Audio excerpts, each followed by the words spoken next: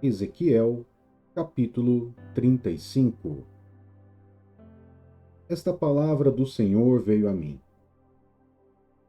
Filho do homem, vire o rosto contra o monte Seir, profetize contra ele, e diga-lhe que assim diz o soberano Senhor: Estou contra você, monte Seir, estenderei o meu braço contra você, e farei de você um deserto abandonado. Transformarei as suas cidades em ruínas, e você ficará arrasado. Então você saberá que eu sou o Senhor. Visto que você manteve uma antiga hostilidade e entregou os israelitas à espada na hora da desgraça, na hora em que o castigo final deles chegou, tão certo como eu vivo, declara o soberano Senhor, entregarei você ao derramamento de sangue, e este o perseguirá. Uma vez que você não detestou o derramamento de sangue, este o perseguirá. Farei do monte Seir um deserto arrasado, e dele eliminarei todos os que por ali vêm e vão. Encherei os seus montes de mortos. Os mortos à espada cairão nas suas colinas, nos seus vales e em todas as suas ravinas. Arrasarei você para sempre. As suas cidades ficarão inabitáveis. Então você saberá que eu sou o Senhor. Uma vez que você disse: Estas duas nações e povos serão nossos, e nos apossaremos deles, estando eu, o Senhor, ali. Por isso, tão certo como eu vivo, declara o soberano Senhor, tratarei você conforme a ira e o ciúme que você mostrou no seu ódio para com eles, e me farei conhecido entre eles quando eu julgar você. Então você saberá que eu, o Senhor, ouvi todas as coisas desprezíveis que você disse contra os montes de Israel. Você disse: Eles foram arrasados e nos foram entregues para que o devoremos. Você se encheu de orgulho contra mim e falou contra mim sem se conter, e eu ouvi as suas palavras. Pois assim diz o soberano Senhor: Enquanto a terra toda se regozija, eu o arrasarei. Como você se regozijou quando a herança do povo de Israel foi arrasada, eu o tratarei da mesma forma. Você ficará arrasado, ó monte Seir, você e todo o Edom. Então todos saberão que eu sou o Senhor.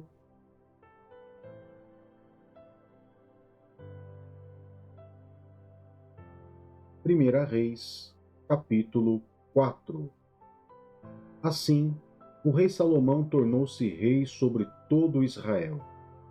Estes foram seus principais oficiais: Azarias, filho de Zadok, o sacerdote, Eliorefe e Aias, filho de Sisa, escribas, Josafá, filho de Ailude, secretário do rei, Benaía, filho de Joiada, comandante do exército, Zadok e Abiatar, sacerdotes, Azarias, filho de Natã, responsável pelos governadores distritais, Zabude, filho de Natã, sacerdote e conselheiro pessoal do rei.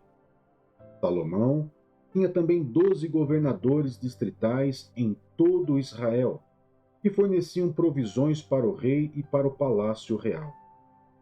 Cada um deles tinha que fornecer suprimentos durante um mês do ano.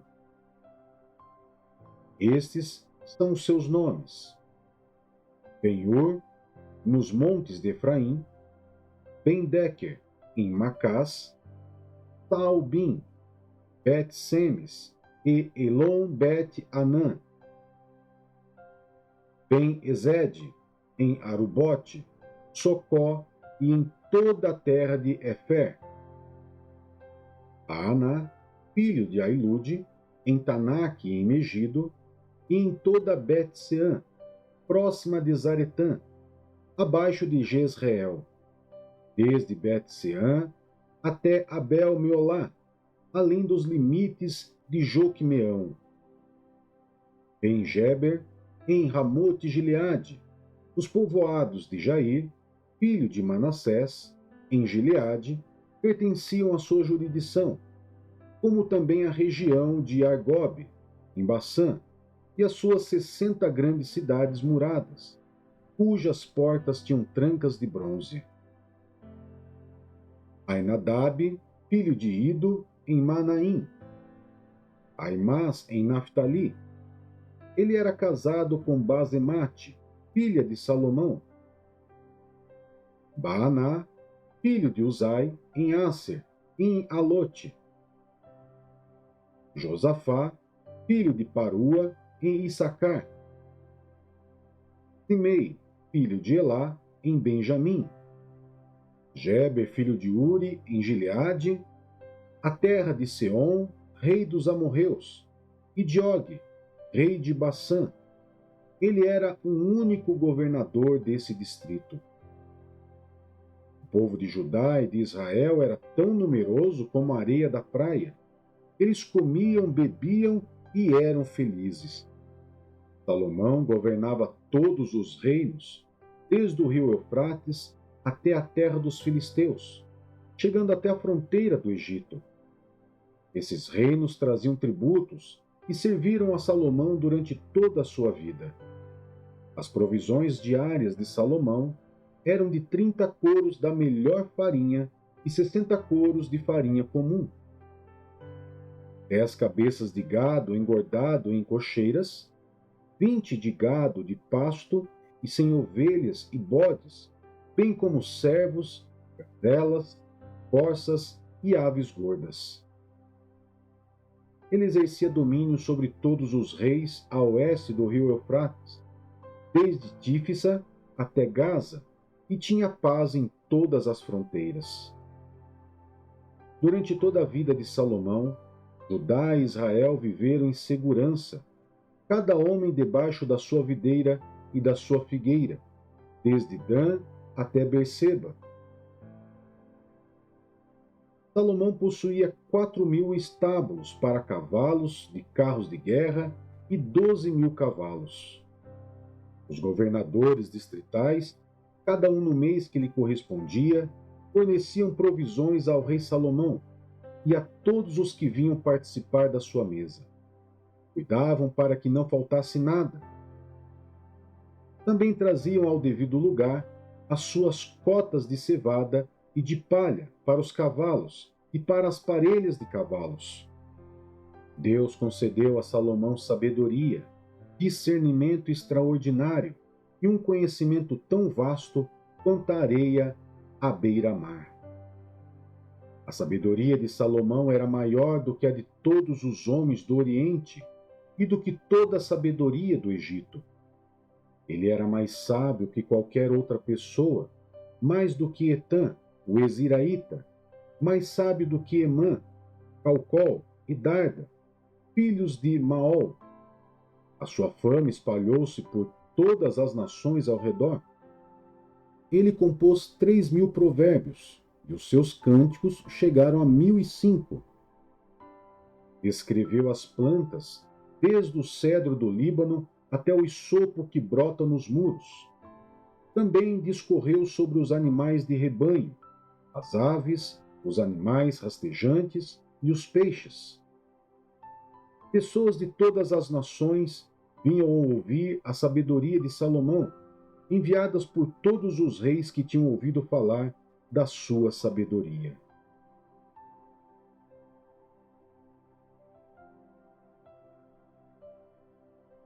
Atos dos Apóstolos, capítulo 25. O julgamento perante Festo. 3 dias depois de chegar à província, Festo subiu de Cesareia para Jerusalém, onde os chefes dos sacerdotes e os judeus mais importantes compareceram diante dele, apresentando as acusações contra Paulo.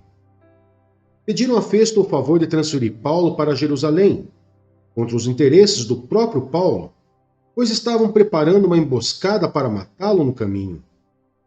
Festo respondeu: Paulo está preso em Cesareia, e eu mesmo vou para lá em breve. Desçam comigo alguns dos seus líderes e apresentem ali as acusações que têm contra esse homem, se realmente ele fez algo de errado.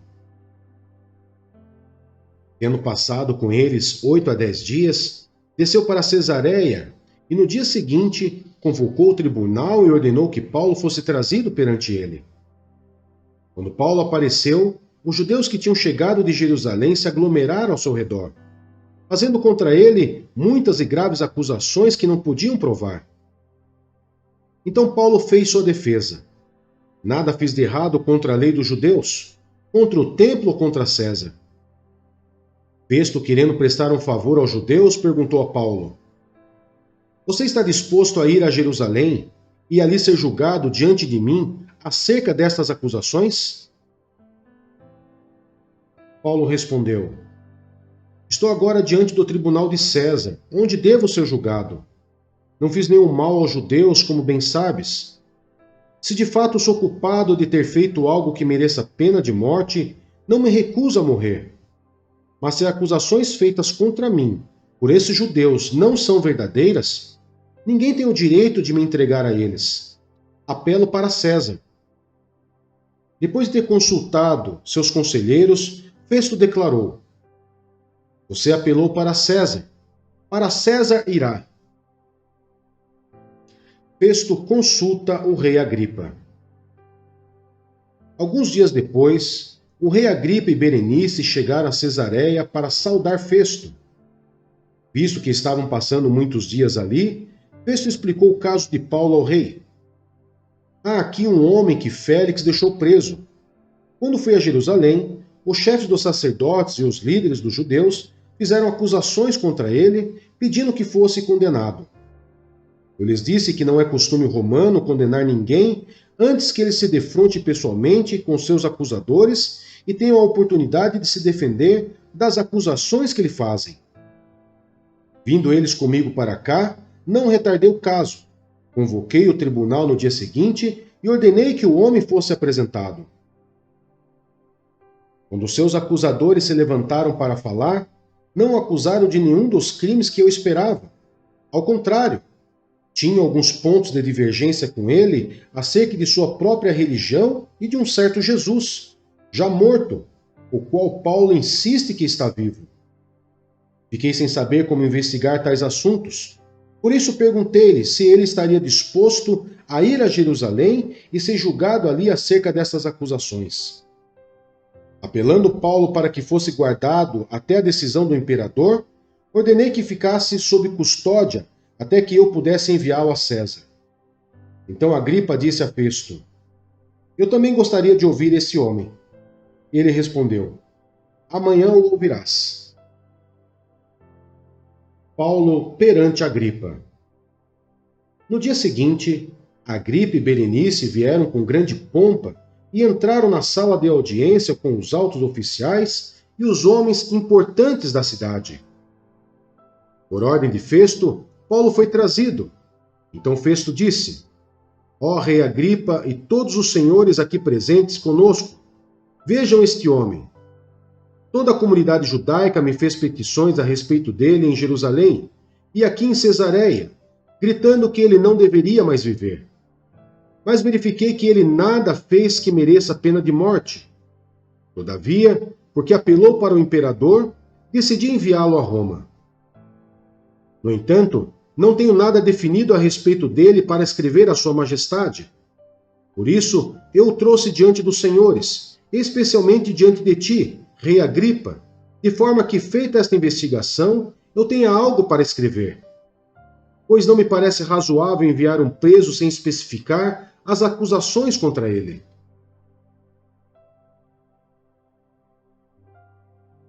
Filipenses, capítulo 3. Plena confiança em Cristo. Finalmente, meus irmãos, alegrem-se no Senhor. Escrever-lhes de novo as mesmas coisas não é cansativo para mim e é uma segurança para vocês.